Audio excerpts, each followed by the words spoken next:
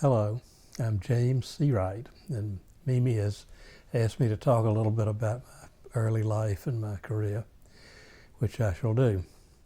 I was born in Jackson, Mississippi. I grew up in Greenwood, which is a small town about 100 miles north of Jackson. I had lots of hobbies involving mechanical and electrical shenanigans, and I read voluminously. Although I can't say I had any interest in art at that period. My father was an amateur watercolor painter, though, so I was aware of, to some degree, the arts. But mostly my interests were probably in scientific or literary dimensions. I did have one very strong influence in that the father of one of my friends, the grandfather of one of my friends, taught me how to use machine tools. He had a workshop in his backyard where he tinkered around and made little cannons and things like that. So that's one of the great things in my whole life, is learning how to use a lathe and milling machine, and it became central to my work later.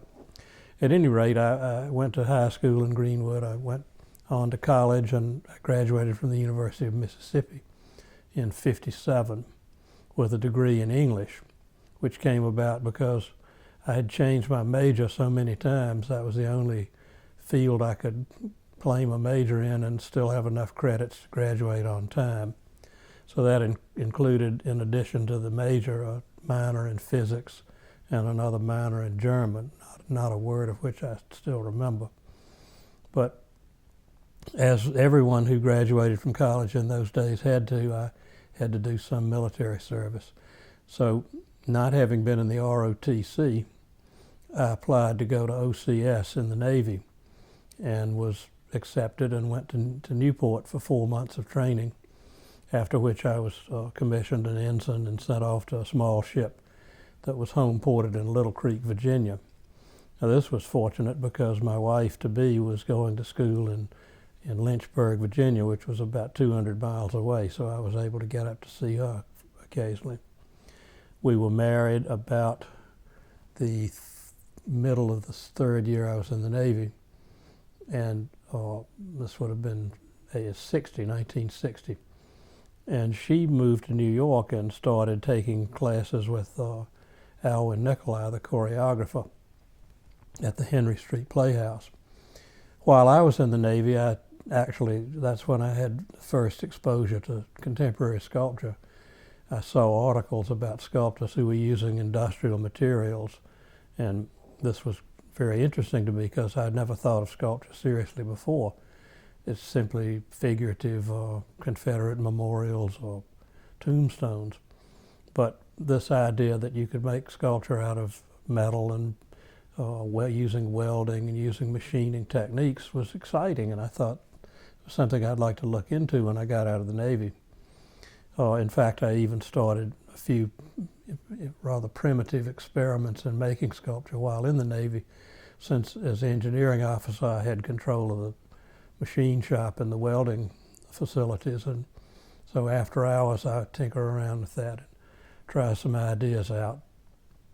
When I got out of the Navy, we were already living in New York. Mimi had gotten an apartment on the Lower East Side, so the transition from the South to New York City was very painless. And I began to work at a series of part-time jobs while going to the Art Students League. The Art Students League was very inexpensive and gave you fairly decent facilities to work.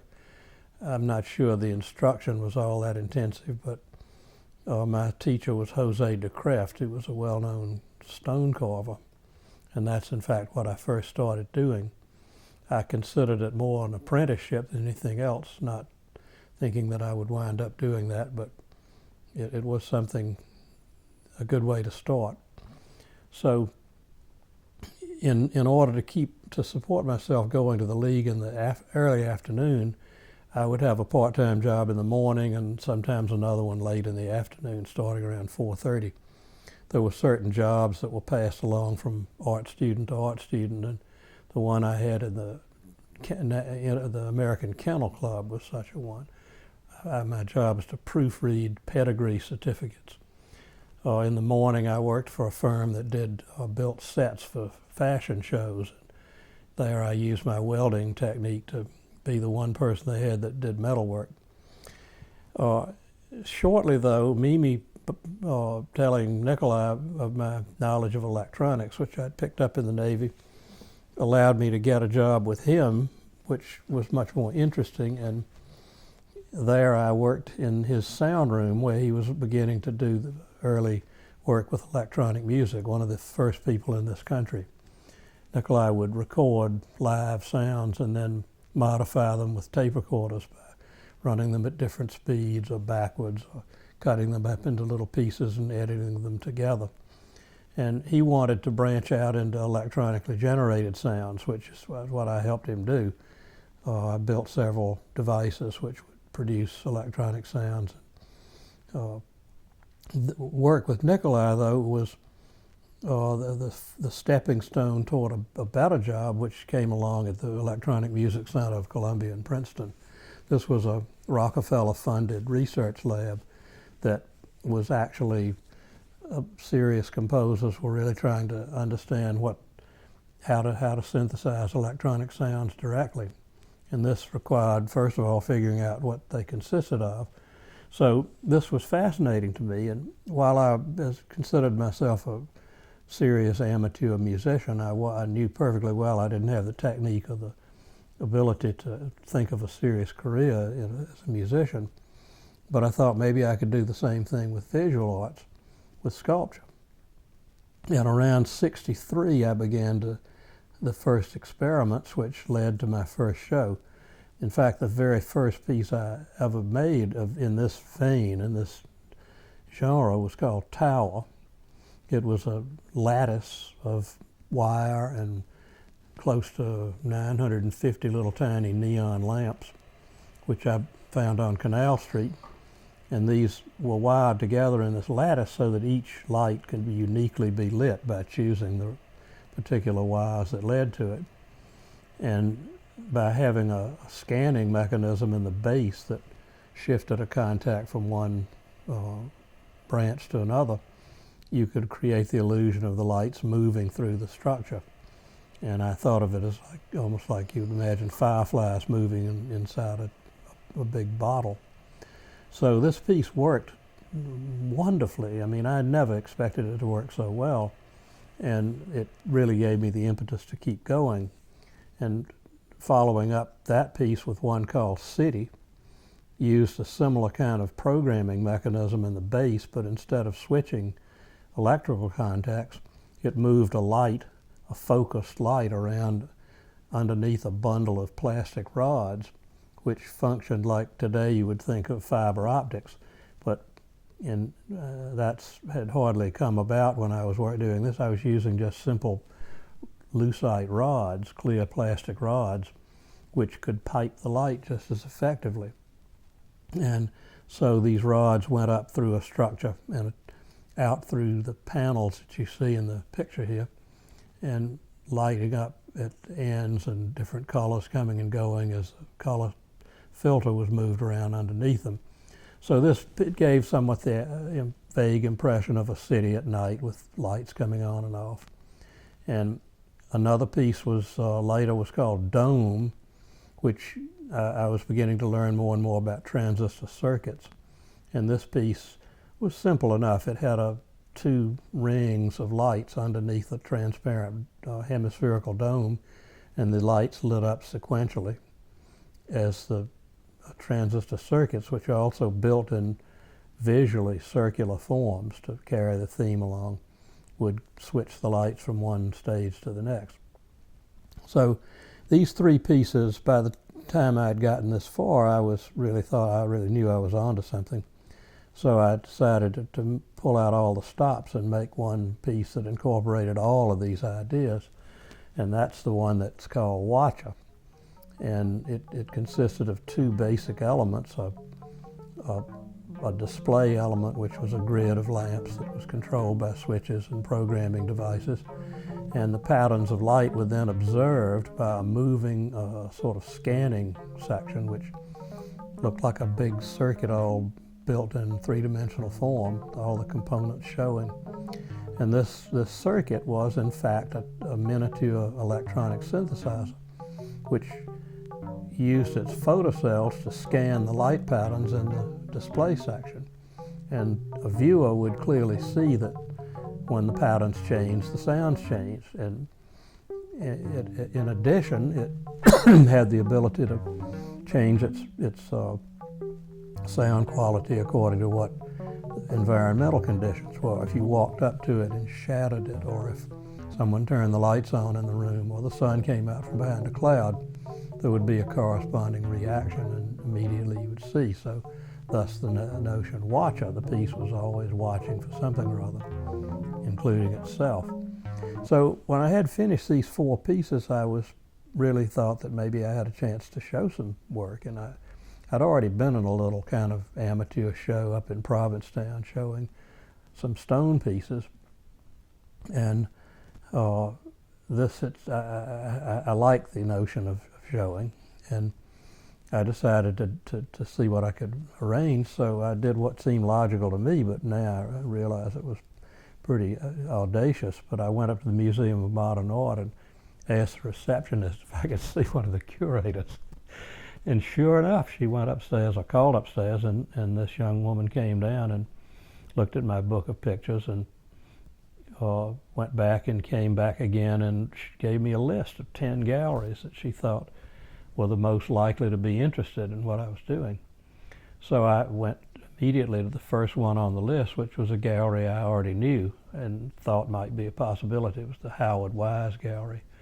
He had begun to show work involving scientific principles or phenomena like light and motion. So I took my book up there, and now in those days galleries wouldn't look at your book of pictures with you sitting there. They would make you come back, and so I was told to come back in a week. But when I came back, he hadn't had the chance, or for whatever reason hadn't looked at my book, so I didn't want to leave it another week, and I went on to the next on the list. And that gallery was actually interested and was prepared to come down to my studio the coming Saturday, which was 4 days away. But I thought, since I was in the neighborhood, I might as well keep going on the list, and went to the third gallery, which was the Stable Gallery, and unaware of the fact that the Stable Gallery had a fantastic reputation, was the gallery that first showed a lot of the pop artists. It was Noguchi's gallery for a while, and many, many well-known artists had shown there. But I was required to leave my book, but this time only to go out and get a hamburger. When I came back, they were just unctuously welcoming and sat me down and questioned me closely about the work, and agreed to come down the next day, which I was staggered by. And when she came down, this was Eleanor Ward, the owner of the gallery, she liked what she saw and said she would give me a show if I had enough work to fill the gallery, and I told her I could probably do that by the end of the summer, this being about March, I think. So my show was scheduled for the 1st of November in '66. And so it was a great success. The show sold all but one piece. The work wound up in important collections, including museums, and it really started my career off with a bang. It enabled me to buy my own lathe, for example, which I had not had up to then, any decent tools. The other pieces in the show, which I finished over the summer there, before the summer of '66, were, if I recall, there was one called Tetra, there was one called Scanner and Searcher, and Captive. Those 3 all operated on the same general premise, that they produced light as they moved around, and they also reacted to light, so that they were reactive. They were capable of interacting with people or with the environment. And having them all in the same gallery was astounding to me, because they were reacting and interacting with each other. And I think that completely colored my whole thinking from then on. and showed me the direction I should continue to go in.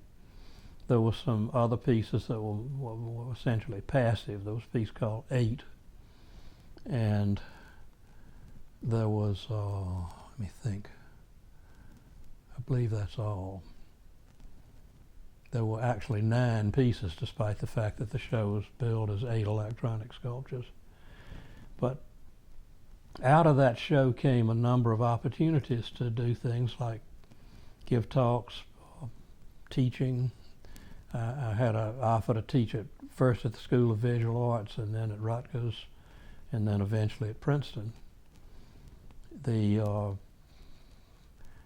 I had several important commissions, including one by the Performing Arts Foundation of Kansas City, which was for a piece which came to be called Electronic Peristyle. That was in a show called Magic Theater, and it was the idea of the curator who proposed it to do something. He was inspired by the Hermann Hesse novel Steppenwolf. Is that the right one? Steppenwolf, yeah. Anyway, the idea was to produce these environments, and in those days an environment was a kind of newly minted term for a sculpture or an installation that was so big that you went into it. It was not something you related to one-to-one like a conventional sculpture, but it was an enclosed or semi-enclosed area in which all your sensations would be addressed, or it would essentially react to what you did. There were a number of well-known artists, Stephen Antonakis and Terry Riley and Boyd Mefford, and I think there were 8 of us in all. And what was interesting for me was that it was the first time I had not entirely built everything. I designed the piece and built certain sections of it, but the local industries in Kansas City were asked to contribute time and materials, and they built most of the physical fabric of the sculpture. But it was essentially a circle of 12 columns, 21 feet in diameter. You walked in between any 2 of the columns into the interior, which was, there was a central unit that sent out light beams to all the 12 columns, and there were beams from column to column. As you moved around in the space and broke the light beams, you triggered data patterns in the central unit, which was not quite a computer, but a fairly complex digital circuit, which stored this data and translated it into sound patterns. So it became a kind of gigantic instrument that you could play by walking around and breaking the beams. And as you learned what did what, you could actually get a reasonable degree of control over it. And that's was, in some ways, it was very early. It was the first, as far as I know, it was the first digitally controlled synthesizer. And not, I think there were similar experiments going on in the music world, but certainly in sculpture, this was the first time I think anyone used digital control to generate sounds in a sculpture. I think I had another commission just about the end of the 70s, which was to do a piece at the Walker Art Center. And for this piece, I was able to buy an actual computer. The director of the museum was able to get a grant for me to commission a piece from the Graham Foundation in Chicago. And this money allowed me to buy a PDP-8 computer, which was the first computer small enough and inexpensive enough for an individual to own. And I learned how to program it by reading the manuals that came with it, although I did have a lot of help from people I knew at Bell Labs. But this was sort of the threshold of a continuing involvement with computers, which would go on into the next 2, 3, 4 decades.